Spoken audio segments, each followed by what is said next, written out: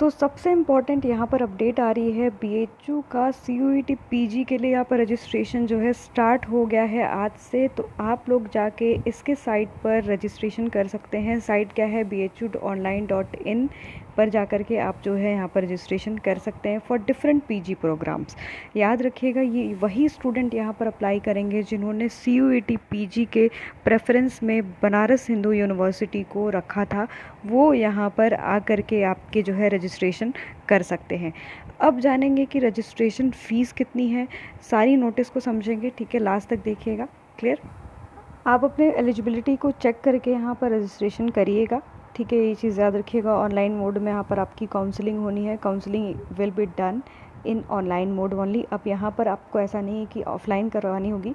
Registration जो है 27 जून यानी आज से स्टार्ट हुआ है और 16 जुलाई तक ये जो है रजिस्ट्रेशन आपको जो है आपके लिए जो है रहेगा, ठीक है। तो 16 जुलाई तक आपको रजिस्ट्रेशन यहाँ पर कर लेना है और सारा जो आपके, अगर आप एलिजिबल हैं बनारस हिंदू यूनिवर्सिटी की किसी भी कोर्स में और जो जिसके के लिए आप सीयूईटी एनटीए के का जो पीजी का एग्ज़ाम है वो दे रहे हैं, आप यहाँ पर रजिस्ट्रेशन करने का, अगर आपने चूज़ किया है तो, ठीक है। और अब जो है 7 स्टेजेस में बताया जा रहा है, यहाँ पर आपके एप्लीकेशन होंगे, एप्लीकेंट्स का डिटेल होगा, एजुकेशनल डिटेल, प्रोग्राम आपको सेलेक्ट करना है, अपलोड यहाँ पर फ़ोटो, सिग्नेचर, बैंक अकाउंट, है ना, और सारी चीज़ें यहाँ पर आपको डिस्क्रिप्शन फिल करनी है, ठीक है। और कौन कौन से डॉक्यूमेंट जो कि आपको सबमिट करने होंगे यहाँ पर ये जान लेते हैं। तो आपके मार्कशीट यानी 10th का रिज़ल्ट, जिससे ही आपका डेट ऑफ बर्थ जो है वेरीफाई होगा, 12th का रिज़ल्ट, ग्रेजुएशन की मार्कशीट, कास्ट सर्टिफिकेट, जिस भी आप कास्ट के हो, SC ST अगर आपने लगाया रिजर्वेशन के लिए वो, पर PWD सर्टिफिकेट, अगर आप BHU एम्प्लॉय कोटा से आ रहे हैं तो उसका सर्टिफिकेट लगा लीजिएगा। अगर आप कोई भी स्पोर्ट्स कोटा को क्लेम करना चाह रहे हैं तो आप वो लगा लीजिएगा। स्कैन कॉपी आप रिसेंट के फ़ोटोग्राफ्स एंड कैंडिडेट का सिग्नेचर होगा।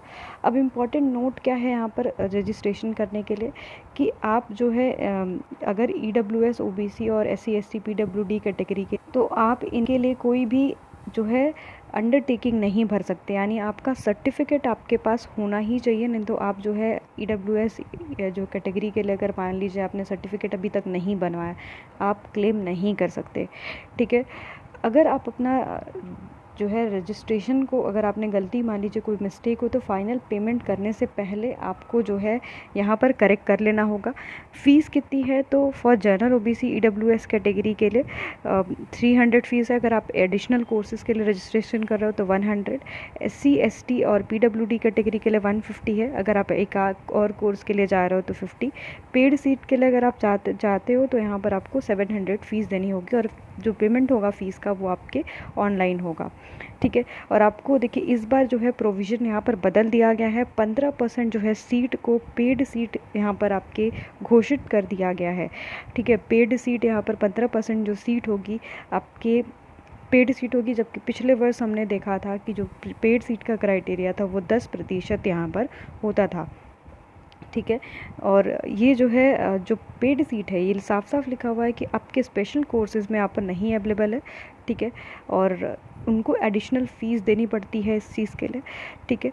तो यहाँ पर आपके लो मेरिट के हिसाब से आपका अगर कम मार्क्स होता है तो आपको जो है पेड सीट मिलता है, उसके लिए आपको रजिस्ट्रेशन फ़ीस जो है 700 रुपये देना पड़ता है, ठीक है, ओके। तो ये चीज़ आपको याद। अब यहाँ पर एक इशू उन स्टूडेंट के साथ है जिनका कि अभी तक मतलब उन्होंने प्रेफरेंस में ही बनारस हिंदू यूनिवर्सिटी को नहीं रखा है। तो आपके लिए जब भी NTA का करेक्शन विंडो ओपन होगा, वहाँ पर आप प्रेफरेंस में बनारस हिंदू यूनिवर्सिटी को रखेंगे, और जब फिर से रजिस्ट्रेशन, देखिए साफ साफ लिखा हुआ है कि रजिस्ट्रेशन विंडो विल री open after publication of CUET result, और फॉर 3 डेज़, 3 दिनों के लिए ये ओपन होगा। और आपको देखिए लिखा हुआ है, it will be mandatory for the candidates to upload their score card of CUET PG, और यहाँ पर आपका जो स्कोर कार्ड रहेगा आप वो अपलोड करोगे। If they do not upload score card CUET after publication of result, candidate will not be consider, यहाँ पर आपका कंसिडरेशन नहीं होगा। तो आपको प्रेफरेंस एंट्री आपको बना लेनी है, कौन कौन से प्रेफरेंसेस, कौन कौन से कॉलेजेस को आप चाहते हैं रजिस्ट्रेशन के थ्रू आप बना लीजिएगा, क्योंकि अफिलिएटेड कॉलेजेस भी है आपके, AMPGC है आपका, जो है DAV है, ठीक है, VCW है, ठीक है, और VKM है, ठीक है, ये सारे अफिलिएटेड है, तो आपको प्रेफरेंस बना के चलना है, ठीक है। ओके, तो ये जो है preference entry page will open only when non refundable fees is paid. जब आपका फ़ीस जो कि अभी आप पे करोगे, मान लीजिए कि आप जनरल कैटेगरी के 300 फ़ीस पे कर दिया, तब जाके आपका प्रेफरेंस एंट्री जो है ओपन होगा कि कौन कौन से प्रेफरेंसेस आपको रखने हैं, ठीक है। At the time of preference entry only 1 PG programme case candidate, जैसे आप एक प्रोग्राम चूज़ कर रहे हैं, फिर अगले प्रोग्राम के लिए 100 रुपये एक्स्ट्रा आपको देने पड़ रहे हैं, तो उसी प्रोग्राम के लिए आप सिर्फ जो है प्रेफरेंस भरेंगे। अब जैसे यहाँ पर कुछ कोर्सेज आपके मेन कैंपस, जिसको हम FMC बोलते हैं, ठीक है, तो मेन कैंपस आपके है महिला महाविद्यालय है, राजीव गांधी साउथ कैंपस जो बरकछा में है, आर्य महिला PG कॉलेज है, आपका DAV है, ठीक है, बसंत जो है कॉलेज फॉर वुमेंस है राजघाट में, Vasant Kanya Mahavidyalaya, these are the affiliated college of Banaras Hindu university. अब आपको याद रखना है कि मेन कैंपस और आपके राजीव गांधी जो कैंपस है आपका साउथ कैंपस और आपका DAV, यहाँ पर ये कोएड है, जबकि आपके AM-PGC, ठीक है, और आपके VCW और VKM, इसमें आपके जो है वुमेंस के लिए डेडिकेटेड ये कॉलेजेस है। तो आपको ये प्रेफरेंस रखना है, गर्ल्स के लिए तो सारा है, बस बॉयज़ के लिए 3 है, याद रखिएगा। तो प्रेफरेंस आप प्रॉपरली फिल करेंगे जो आप चाहते हैं, ठीक है। और दोनों प्रोग्राम्स के लिए, मतलब 2 प्रोग्राम के लिए आप रजिस्टर करें तो दोनों के लिए अलग करेंगे। और candidate is advise to get print out आपको रखना है अपने पास। अब यहाँ पर एक और इम्पॉर्टेंट नोटिस दिया गया है, the candidate will repeat the same process of preference entry for each programme. अगर आप मान लीजिए कि CUET मतलब आप political science, MA political science के लिए आप रजिस्ट्रेशन कर रहे हैं, सेकंड आपका जो आपने प्रोग्राम में रजिस्टर किया पब्लिक एडमिनिस्ट्रेशन के लिए किया है, तो आप उसके लिए अलग प्रेफरेंस भरेंगे, ठीक है। और यहाँ पर portal for both registration and preference entry जो है 16 जुलाई को स्ट्रिक्टली लिखा हुआ है क्लोज हो जाएगा, ठीक है। The candidates not completing the registration process preference entry with in the stipulated period not considered for the admission. अगर आप नहीं भरते हैं तो आपको एडमिशन के लिए कंसिडर नहीं किया जाएगा, ठीक है। अब यहाँ पर क्या होता है, जो यहाँ पर एडमिशन होगा, admission will be done in order to merit on the basis of normalisation score of CUET PG। जो आपका नॉर्मलाइजेशन स्कोर आएगा उसके आधार पे एडमिशन होगा, ठीक है। यहाँ पर यूनिवर्सिटी अपने आधार पे नहीं लेगी, आपका जो भी होगा आपके उसी आधार पे होगा। अब देखिए यहाँ पर आपका जो लिखा हुआ है, first round of allotment result will declared after approximately 8 to 10 days after publication of CUET PG result by the NTA। अब जैसे ही आपने अपना मतलब मान लीजिए कि रिज़ल्ट आपका 16 जुलाई को आ गया, एग्ज़ाम्पल है, 16 जुलाई को नहीं आ रहा है, मुझे नहीं पता इसके विषय में, जैसा आएगा अपडेट दे देंगे। 16 जुलाई को मान लीजिए आपका रिज़ल्ट आ रहा है और 3 दिन बाद ये पोर्टल आपका ओपन हुआ, मान लीजिए 19 तारीख को आपको आपके जो है आपको यहाँ पर अपना स्कोर कार्ड दे देना है कि आपका कितना मार्क्स है, आपको अपलोड कर देना है। अब उसके बाद 8 से 10 दिन में फर्स्ट लिस्ट आ जाएगी कि आपका कौन से कॉलेज में एडमिशन हुआ है। सपोज़ कि आपको जो है AM-PGC मिल गया, अब आपको चाहिए जो है मेन कैंपस, तो आप अपग्रेड पे लगा देंगे और फिर आपको जो है अलॉट हो जाएगा। तो इसी तरीके से आपके और भी मतलब आपके जो है सब्सिक्वेंट फेजेस में आपका जो है एडमिशन होते रहेगा। यहाँ पर याद रखिएगा एडिशनली लिखा है there will be also mop up and spot admission round to fill the vacant seat.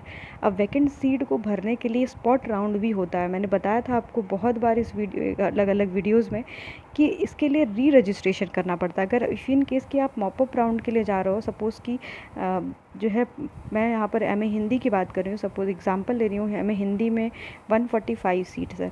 अब 45 सीट किसी वजह से वैकेंट रहेगी। अब इन 45 सीट के लिए री रजिस्ट्रेशन होता है और उसके थ्रू जो है यहाँ पर आपका एडमिशन होता है, ठीक है। तो आपको फिर से पोर्टल ओपन होगा, फिर से आपको जाके रजिस्ट्रेशन करना होगा, फिर जाके उसके हिसाब से आपका एडमिशन होगा, ठीक है। इस चीज़ पे याद रखिए और फिर आपको सीट अलॉट हो जाएगी, वैसे रेगुलरली अलॉट होती है, ठीक है। और ये ऐसे ही आपका लगातार सब्सिक्वेंट राउंड में आपका चलता रहेगा जब तक कि सीट पूरी तरीके से भर नहीं जाता है, ठीक है। अब आफ्टर रिज़ल्ट, जैसे मान लीजिए कि आपका अलॉटमेंट हुआ, आपको समय दिया जाएगा, एक निर्धारित समय होगा, आपको कुछ समय के लिए एक दो दिन का समय दिया जाएगा आपके फ़ीस पेमेंट करने का। आपको उस टाइम तक फ़ीस पेमेंट कर देना होगा, अदरवाइज़ वो सीट अगर आप उस टाइम तक फ़ीस नहीं पेमेंट करते हो तो वो सीट किसी और को जो है अलॉट हो जाएगी, ठीक है। और यहाँ पर साफ साफ लिखा हुआ है, जो भी यहाँ पर रजिस्ट्रेशन करेंगे वो कैंडिडेट लगातार यहाँ पर आपके पोर्टल को जो है ट्रैक करते रहेंगे, वेबसाइट को ट्रैक करते रहेंगे, ठीक है। और यहाँ पर हेल्पलाइन भी नंबर भी दिया हुआ है, हेल्प डेस्क ईमेल दिया हुआ है, नंबर दिया हुआ है, सुबह 10 बजे से लेकर 6 बजे तक ओपन रहेगा। तो आपको ये सारी चीज़ों पे जाके लगातार ट्रैक करता रहना पड़ेगा, ठीक है। तो ये सारी चीज़ें आपके हैं और जितना इन्फॉर्मेशन था मैंने बता दिया। इफ़ इन केस कोई स्किप हुआ हो, ये PDF मैं अपने टेलीग्राम चैनल पे भेज दे रही हूँ, तो वहाँ पर आप जाके डाउनलोड करके इसको रीड आउट कर लीजिएगा। ऐसे ही इन्फॉर्मेशंस के लिए जुड़े रहिएगा, सब्सक्राइब कर लीजिएगा, बेल आइकन प्रेस करना नहीं भूलिएगा। धन्यवाद।